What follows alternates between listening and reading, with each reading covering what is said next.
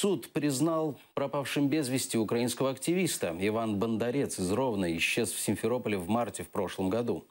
На полуостров он приехал противостоять отделению Крыма. С тех пор о его судьбе ничего не известно. Последней с ним общалась мать. І в 9 годин ранку 7 березня він мені подзвонив на роботу.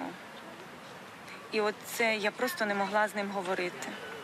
Він мені так швидко сказав, що ми приїхали в Сімферополь в 4 часа ночі і до 9 години нас тримали у відділку міліції, нас затримали. Він мені подзвонив з іншого номера і сказав: мама, нам поламали карточки в міліції. Оце я купив нову карточку і вже оце буде моя нова карточка.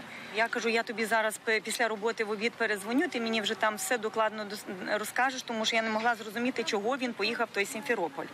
Він тільки мені говорив, дуже серйозні люди нас відправляють, все тут нормально, не хвилюйся. Саме головне, не хвилюйся.